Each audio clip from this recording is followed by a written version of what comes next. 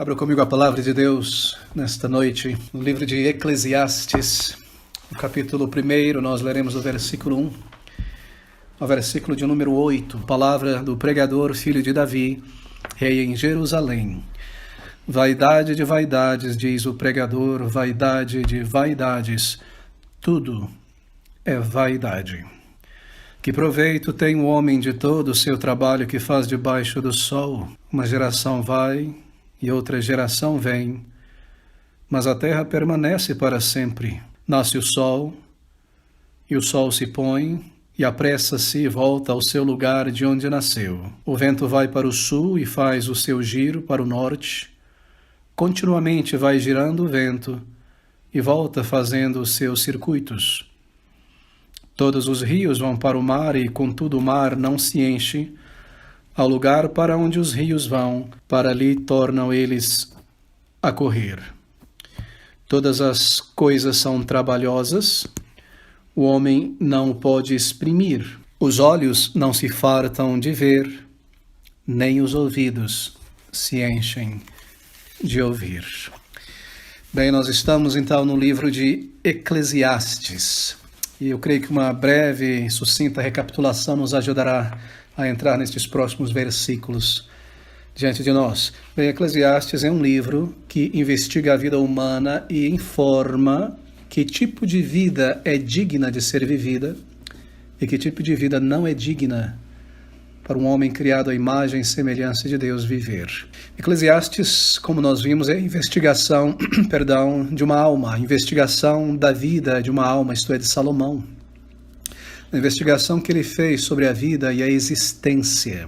E conforme ele fez esta investigação e esses experimentos, tendo um instrumental fantástico para realizar essa pesquisa, ele chega à percepção e à verdade de que tudo em sua volta é futilidade, o que ele declara como vaidade, mas não simplesmente vaidade, mas vaidade das vaidades.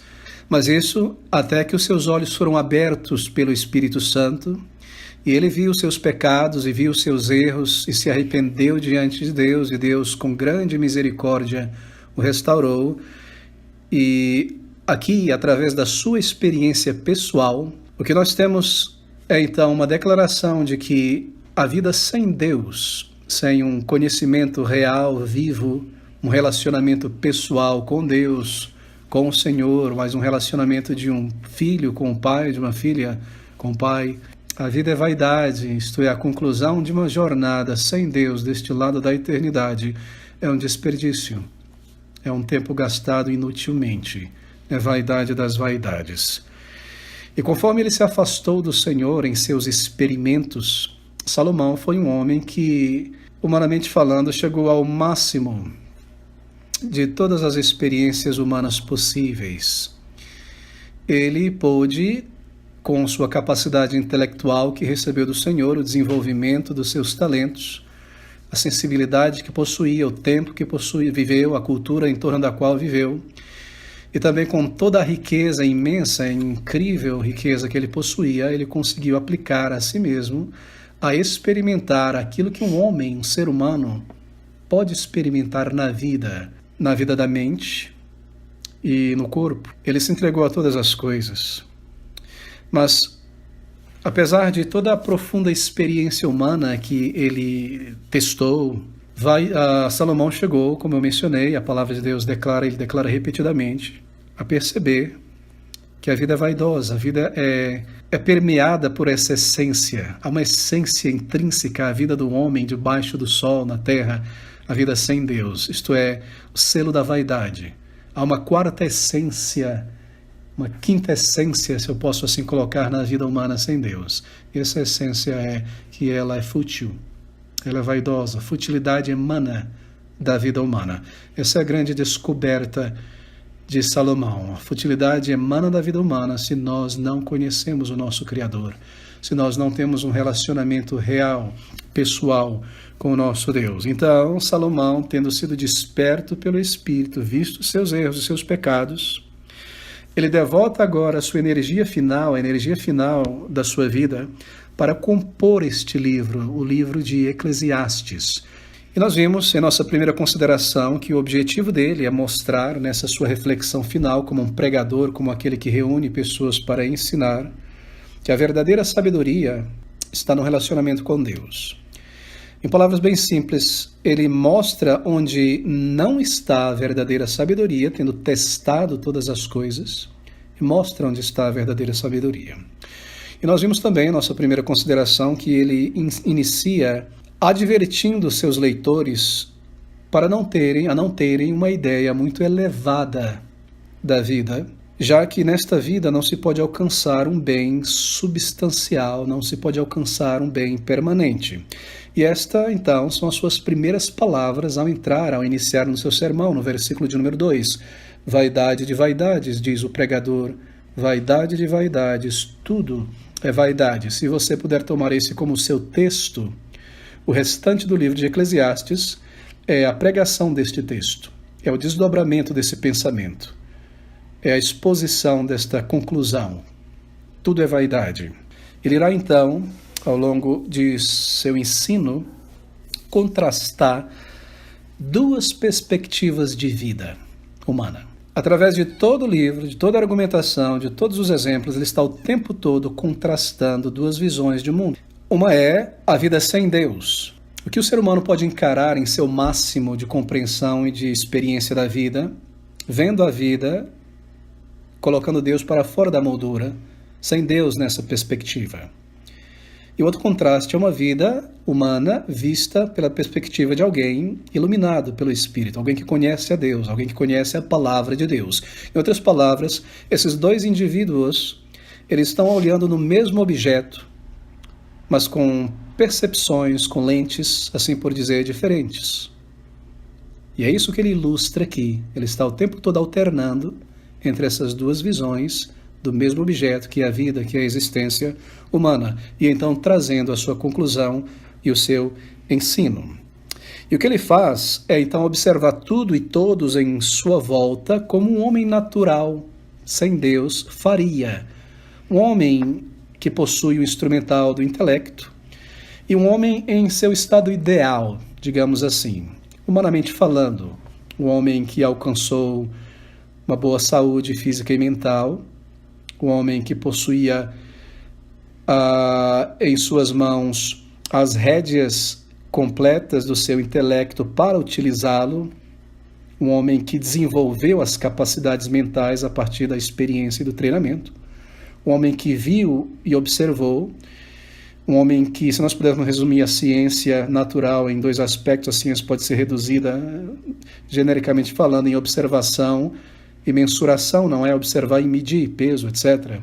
Um homem que mediu e observou todas as coisas físicas, concretas, abstratas, um homem que possuía riqueza para fazer isso, um homem que possuía poder para fazer isso, servos, dinheiro, um homem que viajou, um homem que estudou, um homem que aprendeu também em sua correspondência com outros sábios e intelectuais de sua época, e um homem que pôde também usar o mundo físico e natural como um laboratório para os seus testes e experimentos. Ou seja, ele ilustra um homem singular, ou a humanidade em um homem singular, que conseguiu experimentar todas as coisas, a não ser, penso eu, longevidade, porque ele morreu na casa dos 50 e poucos anos de vida. Todavia, neste período, ele foi aí um exemplo, não é? De alguém que pôde tocar em todas estas realidades, experimentá-las, para poder então chegar e dizer: eu cheguei ao limiar daquilo que um homem ou uma mulher poderia chegar em todas as suas tentativas de extrair sentido, prazer, felicidade, plenitude, compreensão da vida. E a sua resposta e declaração final é vaidade de vaidades. E este livro está aqui para nos dizer que se nós buscamos em alguma vereda da vida buscar plenitude de vida debaixo do sol apenas, sem Deus, nós seremos sábios em ouvir o conselho de Salomão e não gastar a nossa vida, porque alguém já foi a este limiar em qualquer área, em qualquer âmbito da existência humana. É muita misericórdia de Deus nos dar um livro deste e um homem que teve uma experiência como esta registrada aqui. Primeiro, porque nós não temos a inteligência, a capacidade, o conhecimento, a sabedoria, a sensibilidade de Salomão, ninguém terá, jamais, ninguém alcançou o que Salomão alcançou, a não ser, é claro, o Deus homem, o Senhor Jesus Cristo e muito mais, porque Ele é criador de Salomão e quem deu a Ele a sabedoria, Ele é a fonte da sabedoria. Nós nunca chegaremos ao que Salomão chegou, nós não teremos o contexto cultural que ele teve, nem a riqueza que aquele homem alcançou, nem o momento histórico para utilizá-la. Ou seja, nós não precisamos tentar. O final e a conclusão e a moral deste ensino é que nós devemos buscar o Salvador. E assim, nós vimos que como a lei de Moisés não tinha a intenção de salvar alguém, mas ser um pedagogo e ensinar esta pessoa que tentasse cumprir a lei e não conseguisse, não conseguiria, apontando para Jesus a ir a Cristo, a ir àquele que cumpriu a lei. O livro de Eclesiastes também funciona como a lei. Ele nos ensina a ir a Cristo, a não desperdiçar os nossos dias, a adquirir o princípio da sabedoria que é o temor a Deus logo no início, na juventude. Lembra-te do teu Criador lá no início, nos dias da tua mocidade. Busque-o antes de tentar experimentar a vida e conhecê-la a fundo, porque a vida é breve e nós não sabemos o dia de amanhã, nem o dia que partiremos. Que grande, imensa misericórdia de Deus colocar este evangelho aqui no Antigo Testamento para nós. Duas perspectivas de vida não são contrastadas aqui. Então, na sequência, ele passa a escrever como alguém a quem Deus se revelou, e a sua reflexão e conclusão traz segurança da verdade para nós e também traz esperança. Porque se você é uma pessoa séria, uma pessoa pensante, tudo que você e eu, na verdade, buscamos como seres humanos é a verdade, não é? E para além da verdade, nós desejamos que ao final dela haja uma esperança. Não é isso que nós buscamos? Uma esperança, porque diante dos nossos olhos nós vemos tremendas contradições e tristeza. Assim, Salomão, em sua reflexão, experiência e conclusão, ele traz grande, imensa segurança da verdade e também esperança, porque isso foi revelado por Deus a ele. E nós vemos assim então essa alteração de perspectivas, duas visões de vida sobre o mesmo objeto, um padrão contínuo em todo o livro. Bem, nós devemos sempre lembrar, marque isso, lembre isso ao ler Eclesiastes, que essas visões, estas coisas pessimistas e amargas declaradas aqui, como tantos exemplos já citei no estudo passado, elas não representam a conclusão final de Salomão. Nós não podemos lê-la na superfície da letra, como se ele estivesse apenas declarando para fora de um coração amargo, pessimista. Suas declarações não representam suas convicções finais, mas pensamentos que ele adquiriu em seu progresso do erro para a verdade. Lembre-se, ele está contrastando duas visões de mundo. Bem, aqui então estão suas primeiras palavras em seu discurso no versículo 2, e nós seguiremos a partir de então. Vaidade das vaidades, futilidade das futilidades, diz o pregador. Tudo é vaidade, tudo é futilidade. E a utilidade de tudo isso? Essa convicção reverbera no coração de cada homem que fez o que ele fez. Isto é, buscar um bem sólido, um bem permanente, longe de Deus. Vaidade de vaidades. Isso se refere àquilo que é insubstancial, àquilo que é passageiro, transiente. Retire Deus da cena, e tudo na vida, tudo na existência, tudo na experiência humana é futilidade. Futilidade. Bem, mas talvez você indague, ou alguém poderia responder e dizer, bem, mas essa foi a experiência de Salomão, a experiência que ele teve com a vida. A minha vai ser diferente. Quantas pessoas não têm dito isso? Nós dizemos, existem muitas coisas na vida, coisas que me animam, coisas que me satisfazem, coisas com as quais eu desejo me envolver, eu quero tirar um prazer, eu quero construir. A vida ela tem muito potencial, nós entramos na vida, não é? E na infância, quando nós nos entendemos por pessoas, e nós dizemos, eu tenho muito que realizar, e aprender, e descobrir, não é? Nós podemos responder algo do tipo, eu pretendo ter uma vida completa, eu pretendo ter uma vida significante, uma vida de valor, mas Salomão, ele logo para, e ele logo inicia o seu discurso aconselhando essa pessoa e cada um de nós a repensarmos os nossos planos sobre a vida antes de entrarmos nela. E o primeiro argumento, o primeiro desafio de Salomão está aqui no versículo de número 3. Ele diz: que proveito tem o homem de todo o seu trabalho que faz debaixo do sol? Esse é um desafio que ele coloca diante do homem natural. Ele não está indagando para si mesmo, ele chegou a essa conclusão e ele põe esse desafio diante de nós. Se nós queremos colocar Deus fora da moldura, que proveito há, ele pergunta, para o homem de todo o seu trabalho que faz aqui para este mundo, para esta vida? Aquela frase, lembre-se, debaixo do céu, sol ou do céu, a experiência humana sem Deus, qual é o proveito? Ele está dizendo, será que nós podemos imaginar que a vida ela vai ser totalmente, completamente gratificante sem Deus? Será que nós imaginamos isso? Veja, ele diz, que proveito tem um homem de todo o seu trabalho debaixo do céu, do sol? Imagine você agora, no final da sua vida. Você consegue visualizar isso? Imagine você no finalzinho da sua vida. E você olha no retrovisor da história da sua vida, os anos passados. O que é que você pode dizer de tudo isso, da tua vida? O que é que a vida terá alcançado para nós? Qual terá sido um fruto permanente, duradouro, digno de todas as nossas dores de cabeça, de todo o nosso esforço?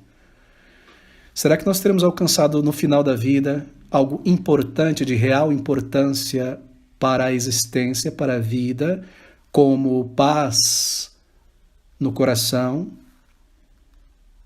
como um caráter reto, um caráter sólido, como ter domínio sobre os nossos pecados e inclinações que nos fazem ter tanto remorso hoje ou no final da vida? Será que ao final da vida nós teremos alcançado algo sólido, substancial? Será que nós teremos alcançado uma compreensão profunda, profundidade de compreensão sobre a vida e o seu valor? Será que nós teremos no final da vida, acima de tudo, uma reputação reta diante de Deus? E para além disso, ao final da vida, será que eu posso tirar os meus olhos do retrovisor e olhar para o horizonte e ter alguma esperança para além da sepultura? Porque ao final da vida, talvez nós possamos estar rodeados de bens materiais, de livros, de um histórico, de um currículo, de móveis, de carros, de filhos, de netos. Mas o que terá a vida feito por nós como almas viventes? Como pessoas criadas à imagem e semelhança de Deus, que possuem uma alma eterna? Será que nós, alguma vez já tivemos a coragem, humanamente falando, coragem existencial, de parar para acessar de uma maneira honesta, fria, as nossas posses materiais e as nossas conquistas terrenas? Você já fez isso? E depois de ter feito isso, refletir sobre o verdadeiro valor real destas coisas? Por que é que por toda a nossa vida nós lutamos, nós nos preocupamos, nós, na verdade, seguimos contra uma maré, não é, de pressões, de forças infindáveis, de pressões na vida? Para que isso? Ter que levantar de manhã? Ter que enfrentar as pessoas? Será que é um preço justo a pagar por um teto sobre a cabeça? Móveis, roupa, um pouco de saúde, algumas tralhas, algumas experiências, prazeres passageiros? É algo seguro, é algo digno investir toda a nossa vida sem considerar a eternidade? Ele pergunta, que proveito tem o homem de todo o seu trabalho que faz debaixo do sol? Colocando nas palavras do Evangelho, pois o que adianta ao homem ganhar o mundo inteiro e perder a sua alma? Essa é a versão evangélica da pergunta de Salomão. Sua pergunta é uma pergunta evangélica. Marcos capítulo 8, versículo 36, palavras do Senhor Jesus, que adianta ao homem ganhar o mundo inteiro, bens, saúde, experiências, títulos, famas, e perder a sua alma? Que proveito tem um homem de todo o seu trabalho que faz aqui, sem considerar a alma, debaixo do sol, neste mundo? Sem Deus, queridos amigos, tudo que nós temos são coisas materiais, experiências terrenas. E tudo isso será perdido em um momento, na morte, já que nós não podemos levar essas coisas conosco. Assim, Salomão está advertindo aqui em sua pergunta, em seu desafio, que quando a última hora da vida chegar, tudo será revelado para nós pessoalmente. Isso acontecerá dentro de nós, como uma voz dentro de nós, gritando talvez, como algo sem sentido, sem vazio. Você já leu as palavras, é muito curioso, eu estava mencionando em um outro sermão um tempo atrás, qual interessante, eu tenho alguns livros, registros, ler as últimas palavras de grandes, entre aspas, homens de ciência, de política, de arte, de descobertas, que aplicaram sua mente, coração e vida para estas coisas, sem Deus. Suas últimas palavras são muitas vezes palavras de vazio, de desesperança, de medo, de terror, de dúvida. É isso que ele está dizendo aqui. Se nós não temos vida em nossa alma, todo o nosso esforço será em vão. Se a perspectiva e os motivos de uma pessoa é somente para esta vida debaixo do sol, então no final será provado que sua vida foi fútil. E ele desperdiçou-a completamente, uma vez que a vida é um período probatório para buscarmos a Deus e conhecê-lo, e o seu Filho, e o perdão, e a reconciliação com Deus, e a salvação e a vida dentre os mortos. É por isso que nós recordamos sempre as palavras do Senhor Jesus em João 14:6, sobre Ele mesmo, em quem estão escondidos todos os tesouros da sabedoria e da vida. Eu sou o caminho, a verdade e a vida. Tudo com artigo definido, não um dos caminhos, uma das possíveis verdades, uma vida que pode ser vivida, o caminho, a verdade e a vida. Ninguém vem ao Pai senão por mim. Que proveito existe então, indaga um pregador? Que proveito tem um homem de todo o seu trabalho que faz debaixo do sol sem Deus? E a conclusão óbvia, e Salomão por fim pessoalmente chegou a ela, é que nós devemos focar o nosso trabalho para as coisas acima do sol. Você já parou para se perguntar, meu querido amigo, que aquilo que você faz, sua vocação, seu trabalho, há algo eterno nisso? Há algo eterno naquilo que você faz? O entretenimento que você escolhe e você gasta horas envolvendo, há algo eterno nisso?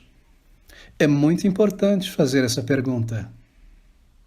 Quando nós vemos pessoas que se consideram crentes em Jesus Cristo, se entregando a certos tipos de entretenimento, esportivos, ou o que quer que seja, ou hobbies, e você olha para este hobby, você põe ele debaixo da lente da eternidade e se pergunta, há algo de eterno nesse lazer, neste hobby, Você chega à conclusão, fútil, vaidade.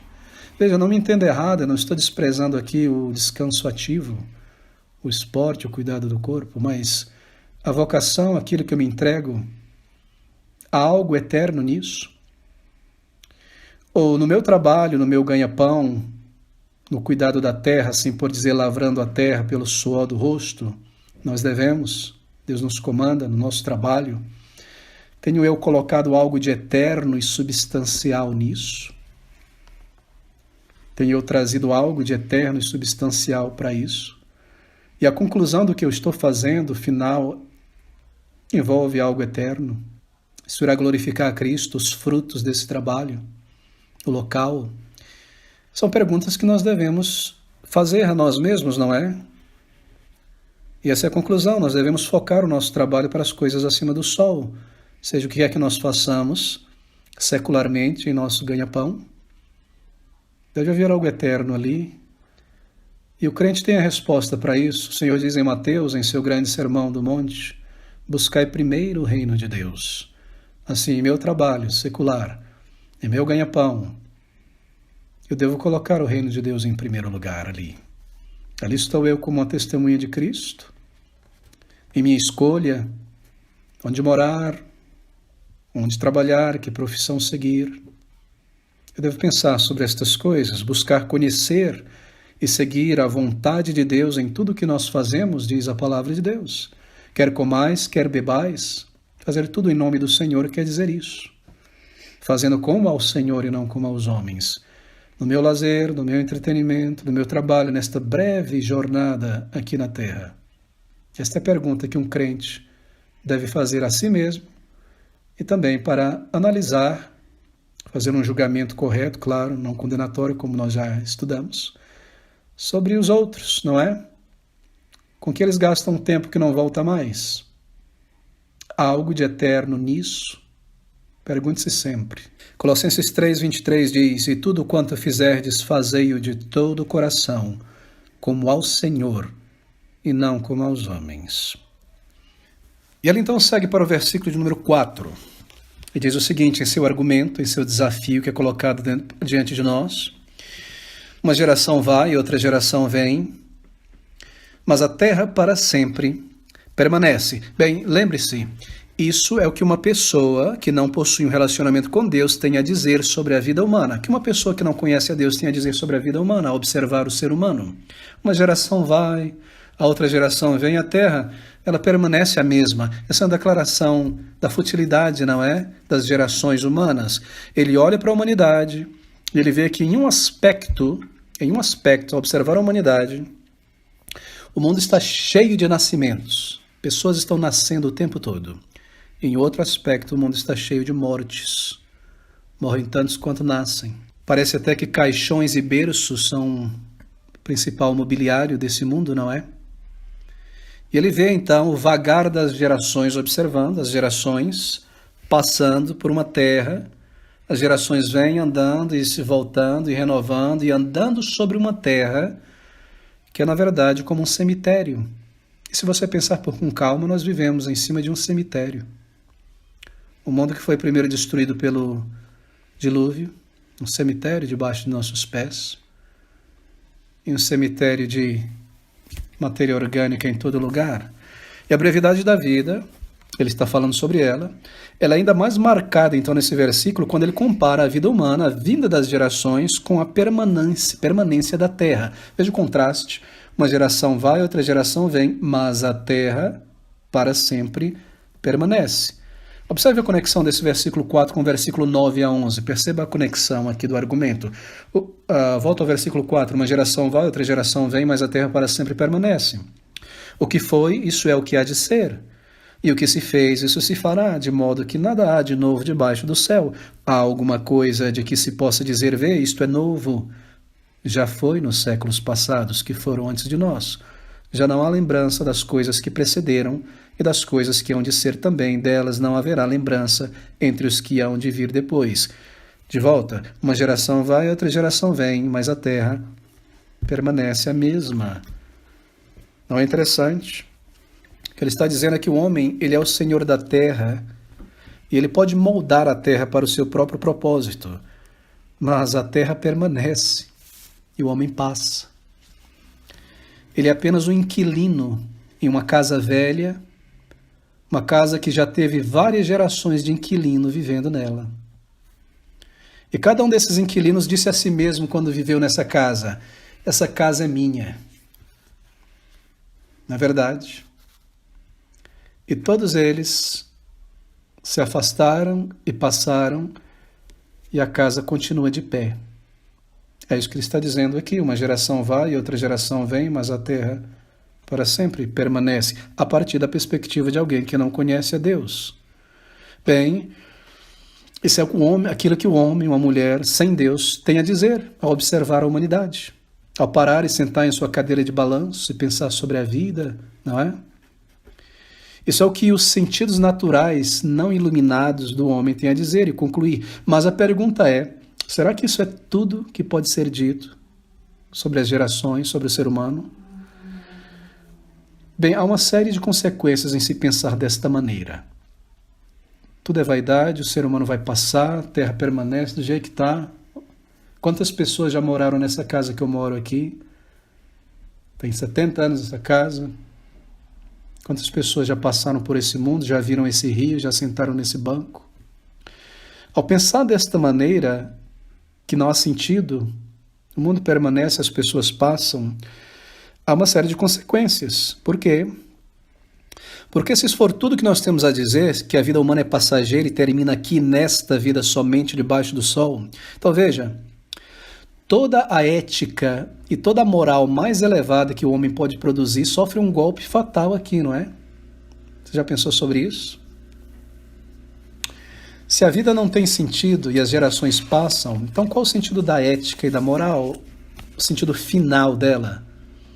Por que respeitar o próximo? Se eu vou passar e vou morrer, por que não buscar o meu prazer, o meu direito? Não é? O que está errado em viver do jeito que eu quero, fazer o que eu quero? Afinal das contas, eu vou morrer. O bom e o mal vão para o túmulo. E ser uma pessoa depravada, um criminoso, uma pessoa fria, não me importar com ninguém, passar por cima de todos, as pessoas vão passar, nós vamos morrer. Você já percebeu como esse tipo de sentimento e pensamento ele tem aparecido mais e mais agora no período da pandemia? Comece a observar. As pessoas estão dizendo assim, você percebeu como as pessoas esquecem das outras tão rapidamente depois que elas morrem? Nessa pandemia eu vi isso. Ah, rapaz, vive a tua vida sem prestar conta a ninguém, elas vão esquecer de você muito rapidinho. Já percebeu isso aí? Estou parafraseando a mentalidade desses meses aqui. É exatamente isso. Qual o sentido? Geração vem, geração vai. As pessoas choram, esquecem de você algumas semanas e a vida segue. Vamos viver, vamos curtir, vamos aproveitar. Vamos tirar o máximo dessa vida, curta, não interessa o que as pessoas dizem, não é? Você ouve esses filósofos, entre aspas, com essas visões. Para que se prender a um casamento que não deu certo? Para que ficar numa família que você não tem prazer? Não é isso que a gente ouve? Essa é a mentalidade secular, a mentalidade de Satanás, na verdade. Para quê? Busca felicidade. Afinal das contas, tudo é carbono. Somos meros animais elevados. Não é? Resumindo, o que a gente ouve dos grandes filósofos na internet e do ser humano comum na rua. Né? Você já viu quão rápido as pessoas esquecem de você? Rapaz, aproveita a vida e não dá conta para ninguém, não. Faz o que você quer, sai do armário. Não é? E aqui está. Nós não precisamos de nada novo hoje, não é? Salomão já nos disse. Qual o sentido da ética e da moral? E é isso que tem acontecido historicamente, não é? Quando certos líderes e certos grupos de pessoas abandonam o conhecimento de Deus, olham e voltam e dizem, todos somos animais evoluídos, o importante é quem tem mais força. O importante é a supremacia ariana. Vamos criar uma sociedade ariana, que é o topo mais elevado da cadeia evolutiva. O que é que nós temos? Nós temos Hitler, Mussolini, não é? Isso em um elemento histórico mais amplo. Agora pense isso numa família, num grupinho de pessoas no trabalho, não é? O indivíduo que está lá na companhia e pensa dessa maneira, você na frente dele é apenas um degrau. E as suas ferramentas psicológicas, emocionais, é nada mais do que uma representação, um desdobramento da leitura dele do Príncipe de Maquiavel. Porque ele tem isso na mente dele. Bem, falando de modo geral, então, o homem cujo credo é apenas amanhã morreremos, ele irá rapidamente chegar à conclusão, então comamos e bebamos. E no momento que uma pessoa abraça esse pensamento, meus queridos amigos, no momento em que um ser humano, um adolescente, um jovem, um homem, uma mulher abraça esse tipo de pensamento, então a sensualidade e a violência e o lado inferior de sua natureza se tornam os lados dominantes em sua vida e existência. Será que não é isso que nós vemos no meio político, artístico, mais visível de nossa sociedade? Esse que a televisão mostra, não é? Mas no momento que um ser humano abraça essa visão de mundo, seja ele quem for, então a sensualidade e a violência, o seu lado inferior de sua natureza, se torna o lado dominante. Quanto mais sensual, mais violento e mais egoísta é uma pessoa, porque lá no fundo essa é a sua filosofia, a sua maneira de pensar sobre a vida. Uma geração vai, uma geração vem, eu vou aproveitar.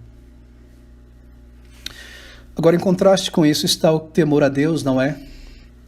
Bem, se tudo que se tem a dizer do mundo é mundo, tu és pó e ao pó voltará, então a vida é fútil.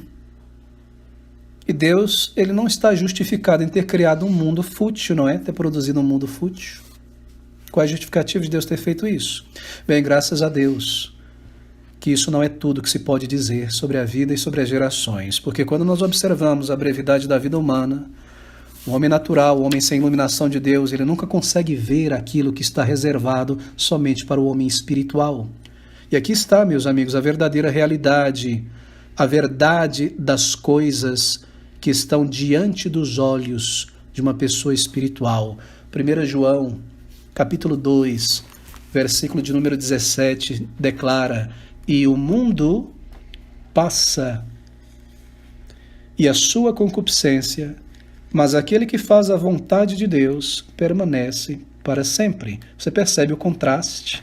Salomão, falando como um homem natural, ele diz assim: o homem passa, o mundo fica. Um homem iluminado por Deus diz: o mundo passa, e a sua tolice, vaidade, pecado, concupiscência, mas aquele que faz a vontade de Deus, ele permanece para sempre. Não é maravilhoso?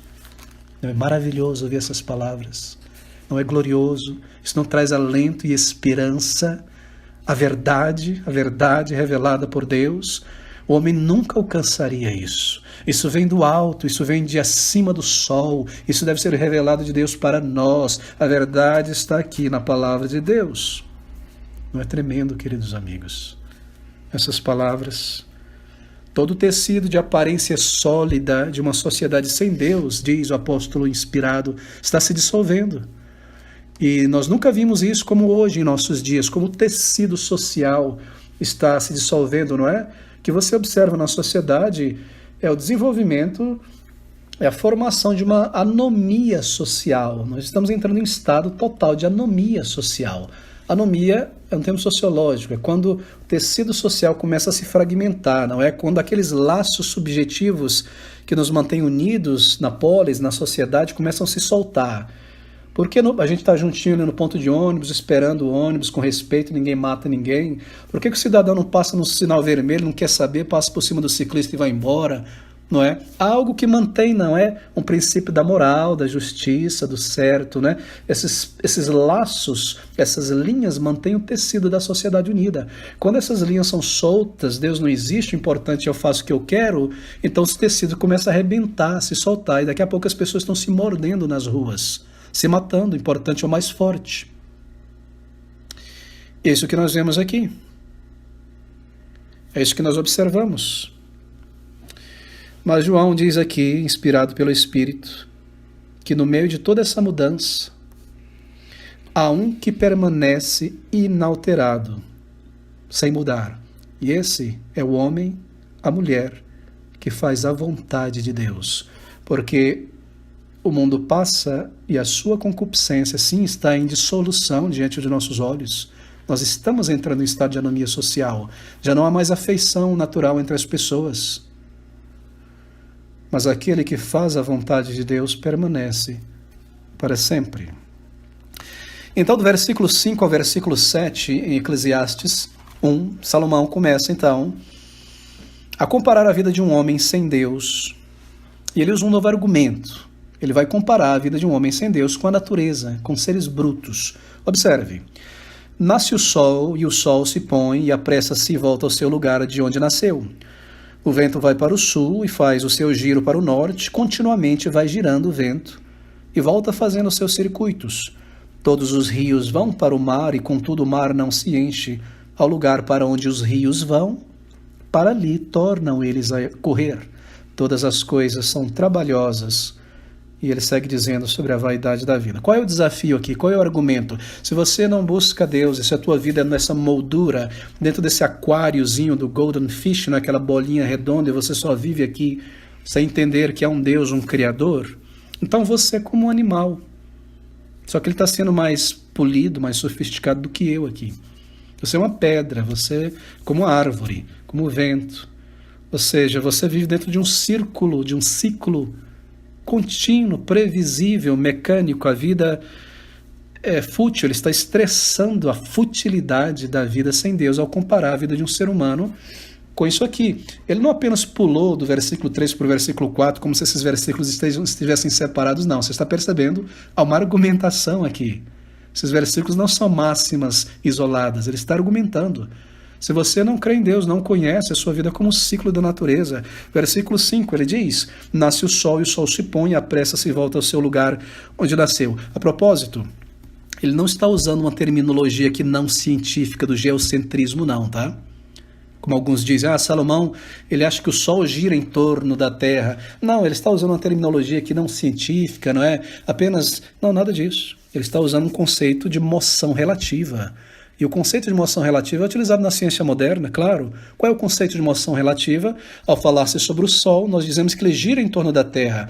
Ele gira em relação à nossa posição, daí moção relativa. Nós podemos usar essa categoria. A ciência usa, os navegadores usam, não é? A ciência pragmática usa, embora nós sabemos que é a Terra que gira em torno do Sol, mas do nosso ponto de vista apenas, nós usamos essa linguagem. Pesquisadores, astrônomos práticos usam essa linguagem, seus cálculos. Então ele não está errado, ele não está crendo que é o Sol que gira em torno da Terra aqui, não. Ele sabia muito bem que é a Terra que gira em torno do Sol, mas ele usa aqui uma moção relativa, apenas para facilitar, para ser simples, para não ter que descrever tudo e depois falar algo mais. Versículo 6. O vento vai para o sul e faz o seu giro para o norte, continuamente vai girando o vento e volta fazendo o seu circuito. Isso é maravilhoso o que ele está dizendo. Primeira vez que eu entendi o que ele estava dizendo aqui, eu estava estudando história da ciência. E li um comentário sobre a Eclesiastes a partir de um ponto de vista científico, de um crente, de um criacionista. E esse comentarista mencionava, e eu só então percebi, ele está demonstrando aqui, meus queridos, de uma maneira notável, a sua sabedoria. Sabe o que ele está apresentando nesse versículo 5? A circulação global da atmosfera. Você sabe que é um fato científico conhecido hoje na modernidade? Que há no globo circuitos globais definidos de ventos circulando a Terra. Há circuitos, igual uma pista de Fórmula 1, né? Não tem um circuito de Fórmula 1? Existem vários circuitos na atmosfera onde correntes de vento seguem nesse circuito, vai e volta, sem sair do circuito, sem parar.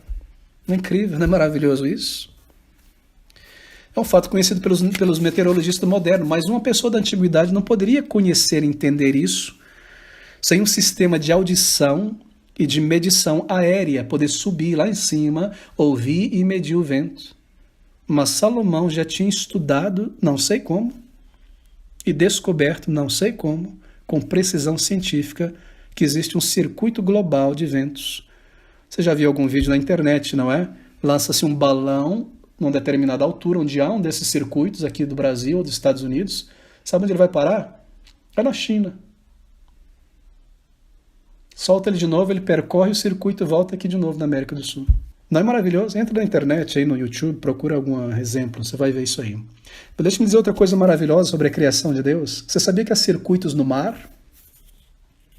Não na superfície, mas lá nas profundezas do mar. Uma tartaruga conhece esse circuito. Já se amarrou ali no pezinho da tartaruga uma tagzinha com um numerozinho, soltou ela aqui no Oceano Atlântico e foi encontrar ela lá na Oceania,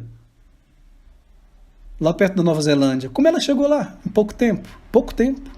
Ela vai nadando, ela sabe onde está aquela corrente contínua que está lá embaixo, passando o circuito de água. Ela entra nessa corrente e vai embora. Digite na internet, você vai ver o que eu estou dizendo. E Salomão já sabia essas coisas que nós descobrimos agora, há 30, 40 anos. Oh, meus queridos, nós temos que nos prostrar diante da palavra de Deus. Mas aqui está o argumento dele, os ciclos então. E ele segue então para o versículo de número 8. Número 7. Não perca de vista que ele está raciocinando aqui. Todos os rios vão para o mar, e contudo o mar não se enche. Ao lugar para onde os rios vão, para ali tornam eles a correr. Veja, aqui está mais uma percepção magnífica. Sabe o que é isso? Esses são círculos, os circuitos hidrológicos. Você estudou isso na escola secundária? Certamente você esqueceu que a gente só estuda para passar no vestibular, mas se você folhear de novo lá, ciclos hidrológicos, não é? O sol evapora a água do oceano, muita, muita, muita água mesmo. Esse vapor ele é trazido para o continente, para a terra, pelos ventos. Quando chega no continente, ele condensa e cai na terra como chuva. Enche os rios e os rios voltam para onde? Para o mar. Exatamente como Salomão está dizendo no versículo 7. Todos os rios vão para o mar, e contudo o mar não se enche. Ao lugar para onde os rios vão, para ali tornam eles a correr. Do mar, tornam para o rio. E você sabe que isso é uma descoberta moderna, porque até há pouco tempo, sabe como nós imaginávamos que aconteciam as chuvas?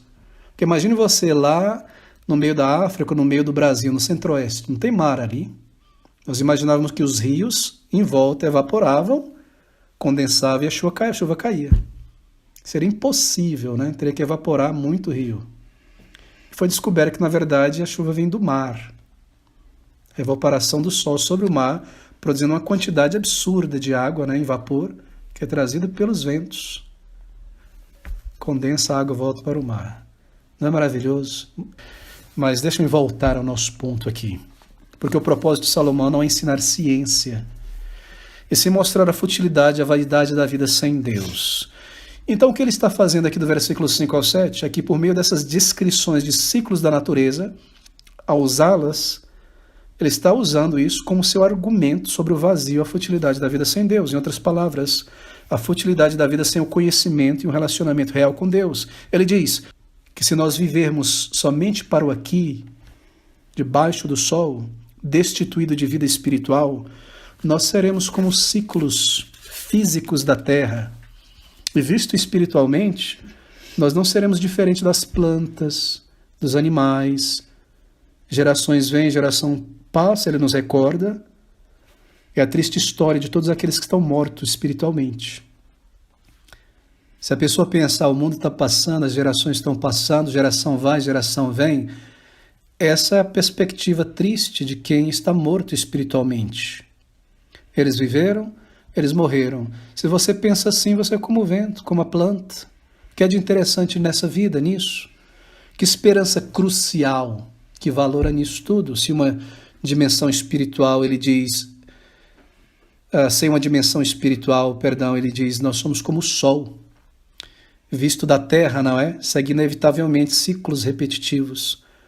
A vida ela obedece o mesmo curso na próxima semana, na semana que vem, no mês que vem, no ano que vem, em semanas subsequentes. Isso permanecerá assim até o final, por quanto o sol durar. A vida sem Deus, meus amigos, é uma mera rotina. Como disse um comentarista de um livro que nós temos ali em nossa livraria, coloque a semente de um repolho no chão e ela vai germinar, não é? Em breve essa semente cresce, o repolho cresce, atinge o tamanho máximo, será cortado, colocado numa panela, fervido, comido. Assim ocorre com você, diz o pregador, a vida é completamente vã e imprevisível. Você cresce, desenvolve e a terra se come você.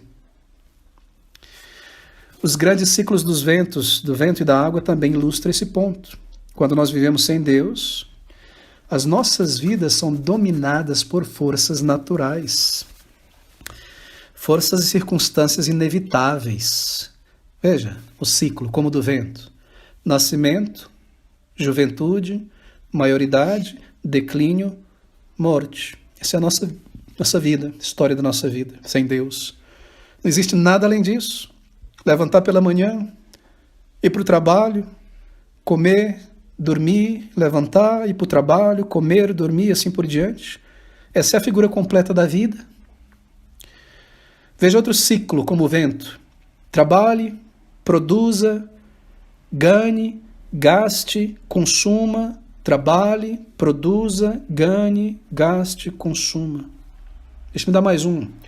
Trabalha, coma, assista televisão ou computador, vá para a cama dormir, trabalhe, coma, assista computador, vá para a cama dormir. Certamente existe mais para a vida do que isso, não é? Mas deixa-me dar outro ciclo. Almeje algum objetivo ou um bem. Estude, sacrifique, atinja o objetivo. Torne-se acostumado com aquilo, torne-se desiludido, torne-se infeliz, sofra o problema, os sintomas colaterais. Então comece novamente. Aspire um novo objetivo, estude, sacrifique, consiga o almejado, fique desapontado, perca a satisfação, acabe com um peso maior de dificuldade, claro, problemas residuais, mais idade, comece novamente, novo projeto. Algumas pessoas tentam misturar essas variações de ciclos aí, não é? Como comer, beber, dançar, dormir, ficar de ressaca, assim por diante. Queridos amigos, o pregador está dizendo que a vida sem Deus é afinal mecânica, destituída de verdadeiro sentido. Nós nos comportamos como animais elevados, não é? Nós pensamos que somos muito originais, mas visto da perspectiva de Deus, nós somos engrenagens numa máquina, formigas, né, correndo em seu mundo limitado, porque nós não conhecemos o nosso Criador e nós nos achamos super originais. Ele vai falar que não existe nada novo debaixo do céu, mas a gente acha que é super original, não é? Em nossa moda, em nossa combinação de moda, em nossas descobertas científicas, em nossa arte, em nossa ciência. Vaidade, ou seja, fútil, não há nada novo debaixo do céu. Eu preciso correr para o final e há tanto a ser dito. No versículo 9 a 11, ele afirma melancolicamente, não é? Vaziamente, que não há nada novo debaixo do céu. Ele diz: o que foi, isto é o que há de ser. Ele está argumentando. É um raciocínio só, esses versículos não estão separados. O que se fez, isso se fará, de modo que nada há de novo debaixo do sol. Há alguma coisa de que se possa dizer: vê, isto é novo. Já foi nos séculos passados que foram antes de nós. Já não há lembrança das coisas que precederam e das coisas que hão de ser também. Delas não haverá lembrança entre os que hão de vir depois. Que palavras melancólicas, não é assim? Mas a vida é assim, ela é melancólica sem Deus. O que é a vida sem Deus, a arte? Alguma coisa nova? Ele pergunta. Agora, lembre-se, essa é a conclusão que um homem tem da vida, uma pessoa que não conhece a Deus. Ela vai chegar a essa conclusão. Não há nada novo debaixo do sol. E a razão é que nós temos que parar para pensar e considerar isso. E que razão, nós perguntamos, nós temos para pensar, para dizer que o mundo que nós vivemos hoje fará mais por nós do que o mundo fez para aqueles que viveram antes de nós nesse mesmo mundo? Que o mundo será mais agradável para nós do que foi agradável pelas gerações passadas? Se não há nada novo debaixo do sol, não é? E assim, que razão nós temos então, pergunta ele, para imaginar que a vida será mais agradável para nós do que foi para eles, os antepassados? Se não há nada novo debaixo do sol. E assim, queridos amigos, aqui está a tolice de se satisfazer e se orgulhar de coisas novas. Não há nada de novo no caráter humano, em suas buscas, em seus planos. Se orgulhar de coisas novas, o homem é o mesmo. E nós não aprendemos com história, como dizia um famoso filósofo alemão. O homem nunca irá melhorar, sempre haverá guerra, sempre haverá corrupção, traição, um Judas. Nossas melhores descobertas e invenções já foram descobertas, inventadas, pelo menos os princípios, talvez não a tecnologia, muitas vezes a própria tecnologia, a ciência já, mas a tecnologia nova. Bem, por fim, serão para o mal, muitas vezes usadas, não é? Que coisa maravilhosa ter conseguido quebrar o átomo, não é? Que avanço tremendo na ciência, não foi? Quebrar o átomo, colocar ele num acelerador de partículas e conseguir liberar, desionizar o átomo e liberar aquela energia absurda que há dentro de um pequeno átomo. Uau, isso é um passo na ciência. Não foi maravilhoso como a ciência desenvolve, chega em frente, quantos projetos científicos e tecnologias podem ser utilizados para isso? É maravilhoso, é maravilhoso. Sabe qual foi a primeira coisa que se fez? Uma bomba atômica. Sabe qual foi o primeiro teste dela? Teste, sim, de verdade, né? Na guerra, na ação. Eu não preciso lhe dizer, não é? Não há nada novo. Tudo que é bom é transformado em mal. Buscar algo, buscar o sentido para a vida em novidade, em tecnologia, na ciência, paz, satisfação, alegria, o conserto da humanidade nessas coisas. Mas isso é onde chega o homem sem Deus. Mais uma vez, graças a Deus, que isso não é tudo que se pode dizer sobre o tempo e o passar das gerações, que não há nada novo, que não pode se esperar nada novo. Porque somente olhando, meus amigos, para cima do sol, para cima das coisas desta terra, é que nós podemos encontrar coisas novas, duradouras. Nós devemos nos informar na palavra de Deus. Abra comigo neste versículo tão profundo, tão maravilhoso, de 2 Coríntios, capítulo 5, versículo de número 17. Que palavras, não é? Assim que se alguém está em Cristo, nova criatura é. Nós podemos respirar essa palavra. Ela pula diante de nós com sentido agora, não é? As coisas velhas já passaram, eis que tudo se fez novo. Queridos amigos, se você olha acima do sol, se você conhece a Deus pela palavra, tendo recebido o perdão de teus pecados, uma nova vida pelo Espírito em você, a vida de Deus na tua alma, então há novidade de vida. E somente a novidade de vida na conversão. Novo caráter, conseguir mudar. Será que alguém consegue mudar a si mesmo? O leopardo mudar as suas pintas, o etíope a sua cor? Você olha para uma pessoa às vezes no trabalho, como é que essa pessoa é assim? Será que ela não muda? Se ela simplesmente pudesse mudar, se assim, impossível. Somente do alto vem a mudança, mas do alto vem a mudança. Um novo caráter, uma nova vida.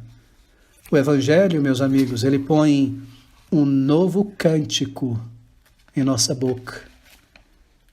Nosso cântico anterior era melancolia, não é? O Evangelho põe um novo cântico em nossos lábios. Há algo novo para aquele que conhece a Cristo, uma nova vida. Então, há um novo céu. No céu tudo será novo. Abra comigo em Apocalipse capítulo 21, versículo 15. Essas palavras tão belas do último livro, apontando para a eternidade, Apocalipse 21. A partir do versículo 1, e vi um novo céu e uma nova terra, porque já o primeiro céu e a primeira terra passaram, e o mar já não existe. E nós lemos que ele dirá, e fiz novas, esse versículo me fugiu agora, perdão, todas as coisas, novas, todas as coisas, quer dizer, renovadas, um novo céu, uma nova terra, todas as coisas renovadas. Queridos amigos, um novo céu, uma nova terra, há novidade de vida para quem conhece a Deus por meio de Jesus Cristo. E então nós lemos sobre um novo mundo, Lucas 20, 35, mas os que forem havidos por dignos de alcançar o mundo vindouro e a ressurreição dentre os mortos, nem hão de casar, nem de ser dados em casamento. Ele fala sobre o mundo vindouro, o novo mundo. Quando o Senhor entrar no tempo e no espaço, Jesus, e dissolver este mundo e tomar toda a massa que ele criou no início e reconstituir esse mundo, desmantelá-lo, refazê-lo, expandi-lo, então nós teremos um novo céu, uma nova terra, perfeito, maravilhoso, uma nova biologia, não é? Porque essa biologia atual foi afetada pelo pecado, força, vigor, coisas tremendas que o olho não viu, que o ouvido não ouviu. Esse mundo aqui é um pesadelo em preto e branco, num cemitério. O novo céu e a nova terra é um jardim, esse é o significado de paraíso, jardim belo, um lugar tremendo de luz e de vida. Há algo novo e tremendo para aqueles que estão em Cristo. E novo, queridos amigos, sempre novo, sempre frutífero, nunca em decomposição, nunca galhos secos e mortos, nunca figueiras só com folhas. Nesse mundo não existe nada além da mesma coisa repetidas vezes, não é? A mesma coisa repetidas vezes. Mas acima do sol, para o salvo, tudo é novo. Diante de tudo isso, então, para um crente, para alguém que já recebeu do alto um novo coração, o que pensar diante dessas palavras de Salomão? Como viveremos, como disse um cristão de uma outra geração? Colossenses capítulo 3 nos responde com essas palavras no versículo de número 2, a partir do versículo 1, buscai as coisas que são de cima, pensai nas coisas que são de cima, e não nas que são da terra. Será que Paulo, pelo Espírito, não está falando a mesma linguagem que Salomão, pelo Espírito? Pensai nas coisas do alto, acima do sol. Há algo de eterno em tua vida, em teu trabalho. Você conhece a Deus, mas eu estou me dirigindo agora a crentes, pessoas que já nasceram de novo e podem afirmar isso.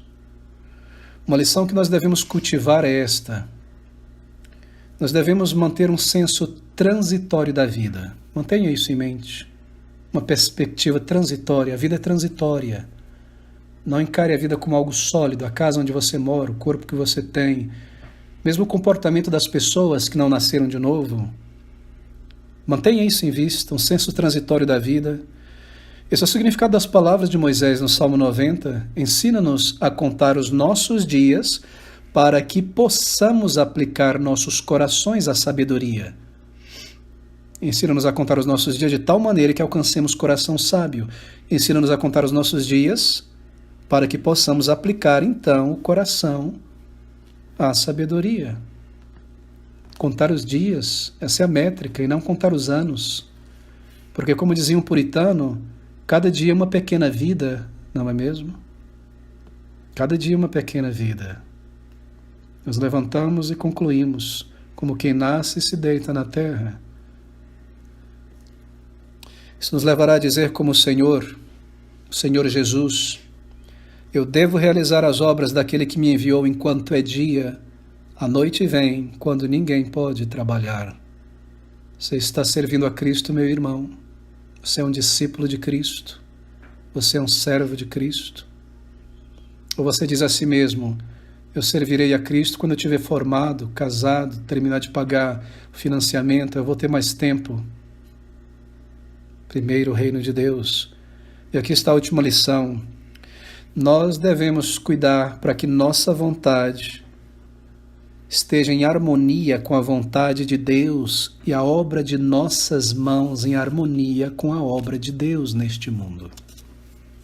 De outra maneira, o nosso trabalho terá sido futilidade, vaidade, que se tornará cinza, porque diz a palavra de Deus que a obra de um homem será testada pelo fogo, se foi ouro, pedras preciosas, prata, ou feno, palha e madeira, aquilo que você construiu em sua vida depois da salvação.